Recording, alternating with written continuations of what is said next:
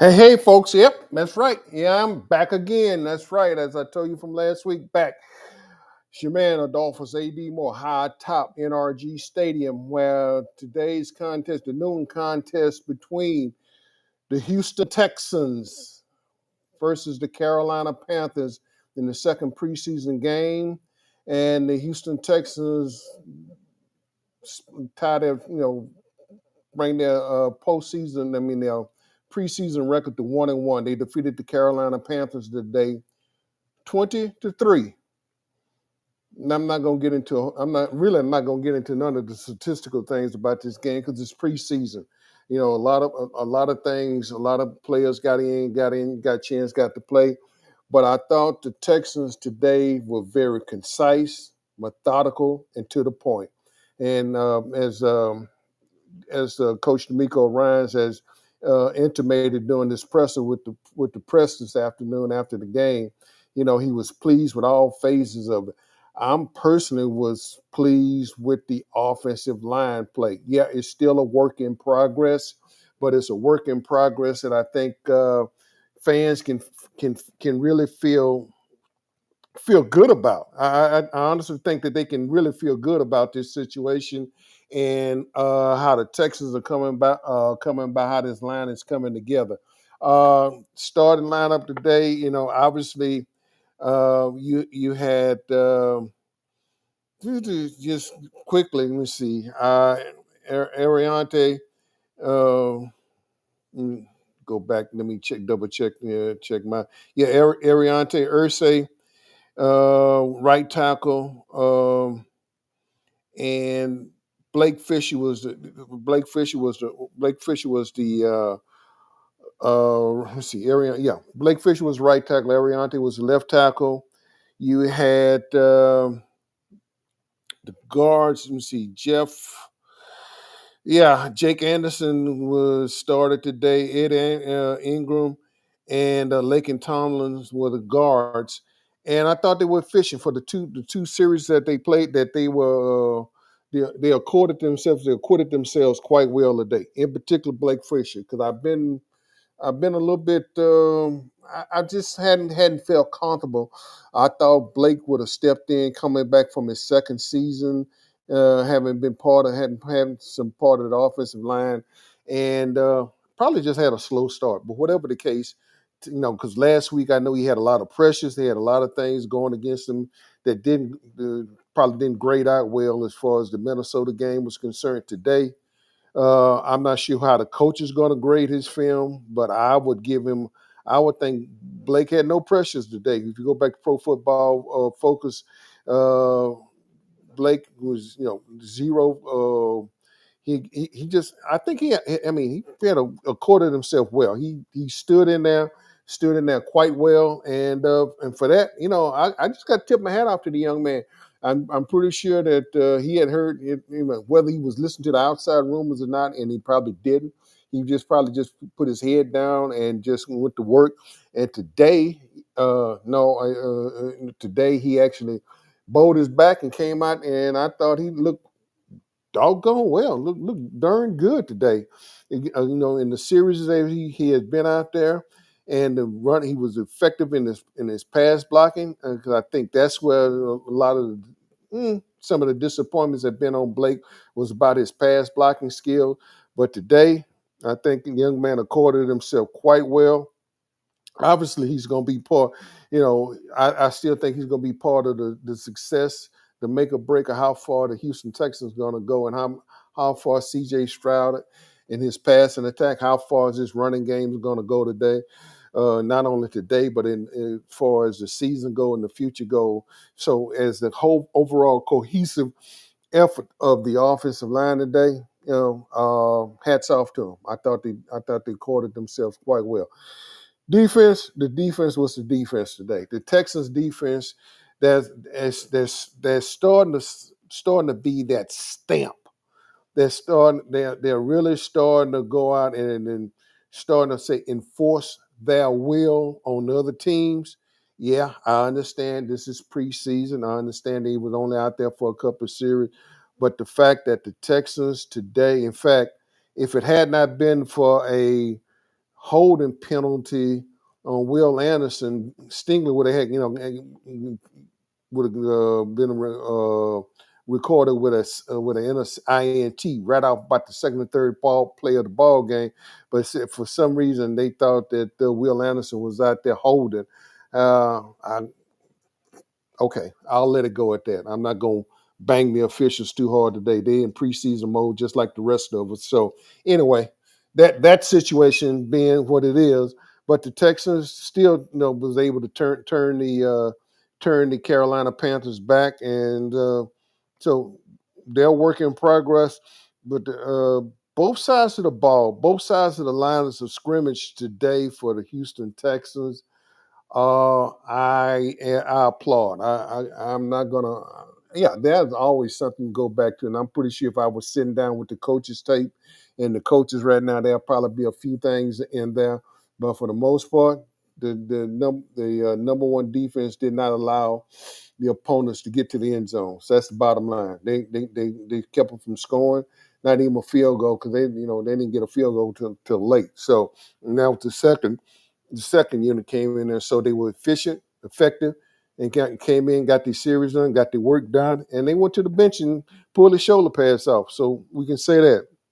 Got a chance to talk with Coach D'Amico Ryans after the game, and primarily what I was, this is the last preseason game, and right after that, cutdown day is coming. So what I wanted, just my question to the coach was, and you'll hear it now. Let me go ahead and put it on. And speaking of the evaluation and trying to get down to the final 53, what does Game 3 behold now that and when you start, because this is over with, I know your mindset is starting to look forward to that final game and then start trying to put the players in place as far as your depth chart and everything. How does that fit? Game 3 this week coming up will still be about us taking another step as a team. This week we'll have the opportunity to go up and practice against the Lions at their place, and we'll get to play them next Saturday. So again, just looking to see, what that game will be. We'll see how the week goes to see who's playing in that game. Are we utilizing the starters in that game or not? I'll just go back through, watch the film today, see where we are, see who needs more reps, and then we'll let the guys go compete one more time.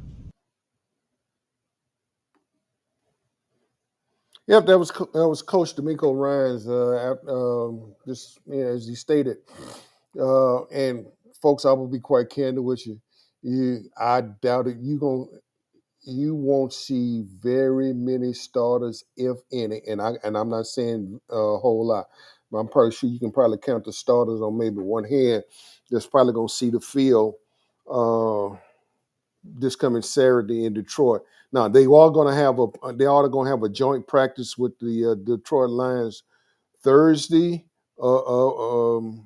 Wherever the Lions, I saw it read it somewhere, but wherever the Lions are practicing at, they will have a practice with against the Lions on that Thursday. But I think, far as the starters are concerned, that's probably going to be their biggest amount of action is going to be what they're going to get in practice against the joint practice against the Detroit Lions. So, and as Coach stated earlier, they'll go back and they got guys, they're working some of these guys and on a schedule, trying to get them ready, because it's not how you finish now. It's how you finish finish at the end of the season. You want to be finishing at the end of the season strong and ready to go into, going into the playoffs. If you can get yourself in position to go into the playoff in the strongest position possible, mentally and physically, to get yourself to go go in and see and make it past the divisional round and go into the AFC, go into the AFC Championship round, because, like I said, the Texans have flashes, and now it's the time for them. It's let me just put it. Let me be blunt. It's time to put up or shut up. And, I don't care how simple you can make it. It's time for the Texans to just put up or shut up. It's time to get talking. Well, what woulda, coulda, woulda. Now, a lot of that is dependent on the health of this ball club. We know Nick Chubb is going to be packing a lot of the load starting the season off. We're gonna see beside Nick Chubb, we'll get chance to see from a running back perspective how is Damon DP is going to come back. Jawan Jordan, J.J. Taylor, Dar Ogowale, and that's British Brook, that's Woody Marks. So all of those guys still have an opportunity to form that running back room's perspective to make an impact. But it starts up front. Titus didn't play at all today. Titus Howard, talking about, who was, as far as I'm concerned, he's the lead dog in the pack, as far as he's the lead man on that. He's the one that's going to lead, sort of, hopefully get this group, these other four, to rally around him as probably one of the lone stars with the longest tenure starting time, to rally around him and being able to protect C.J. Stroud when it's time to pass, and start opening up the line and controlling the line of scrimmage, and opening up holes and allowing not only the running backs I mentioned, but as well as Joe Mixon. Once he gets back and gets himself in shape to play. Not going to belabor a lot of the other things. I'm not, as I stated at the beginning of the show, I'm not going to even get into a lot of statistical information, because right now it doesn't mean squat. I mean, it means something, if you go back and look at maybe from the offensive lineman perspective, how, who's giving up the pressures, who's showing the leakages from the offensive lineman standpoint. But as I stated earlier, it's a work in progress. They will get that handle. I have no doubt about it that they're going to get that handle. But in the meantime, um, the Texan fans, not to just sort of sit back and go like, yeah, we got this in the back. There are no guarantees. And the reason I say there are no guarantees, because number one, you got to deal with injuries. And this is the one salient thing that is the balancing factor for any team in the National Football League. Excuse me. How will the injury bug affect the Houston Texans this year going forward, as how would affect all the other 32 teams in the National Football League? How fortunate can you be? And so, there are a lot of teams that are on the injury bug situation. I know the Buffalo Bills. I was talking to George Ratney this morning on the Real Deal Sports Show out of up in Rochester, and he was mentioning that the Bills currently have 15 players on in some form of injury situation, as far as those guys are concerned. So as I stated, this season is long. This season is hard. I mean, it's hard to play this game. It's a fun game to play, but it takes a toll on these players and these finely tuned bodies. So, we'll see C.J. Gardner Johnson. When is his time period to come back? He thought he was going to be gone with a serious leg injury, and it wasn't as serious as they thought. We all know, and as Coach D'Amico Ryans mentioned, their thoughts and their prayers are with Bevan Jordan. He came down, hurt the same leg again that he had injured last year, that he left, and he's on IR again this year. So just, not only, you pray that you hope that this young man, yeah, you want him to come back and play. That's what he wants to do. But I want him, hopefully he can come back and have just complete function of his limbs and body the way he wants to. Whether he plays again or not, I know he wants to play, and I would pray that he can get a chance to do, live out his dream and everything.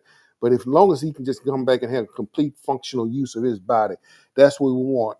Same thing with Tank Dell. Tank is steady, doing his rehab work.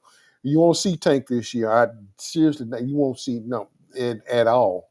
But that's why you got the players like Braxton Berrios and